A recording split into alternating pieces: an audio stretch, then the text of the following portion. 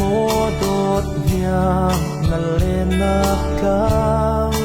hay chuan lang thal phao tình tên tháng sang lại rộn mít mấy thôn lên lên bông và tên bia run cha lang ngăn lên nắp thân lại rona mô cây rong mít khi thôn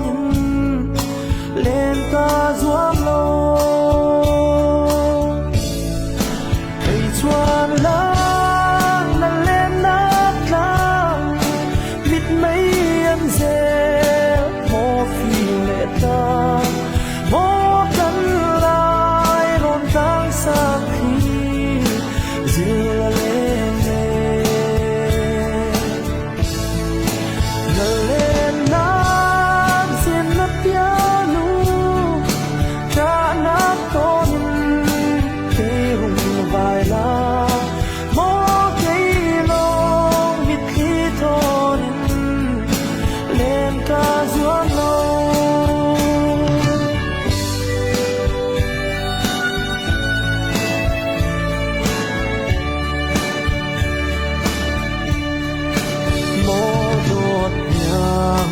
chuan về lô tận xem nát tận lại rộn qua tháng sang lại rộn mít mấy thôn lên ca doám lâu nhung lên nát cùng ra kịp thôn rung vai lang khang bốc rộn tiếng mô cây lông mít khi thôn mô lên ca doám lâu hay chuan lang năn lên nát lang mít mấy em dê mô phi lệ ta mô cát lại rộn tháng sang khi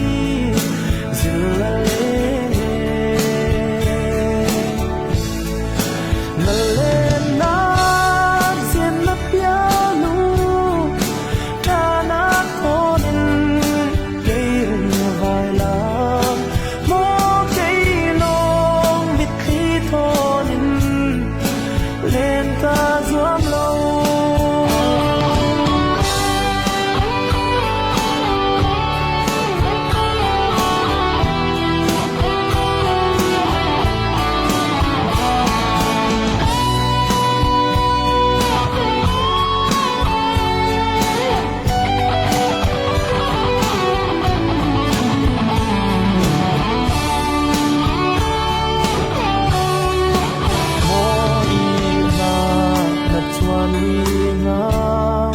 lên hun cang nan liam lang ngon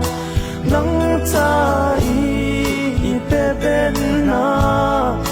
tem khờ sẽ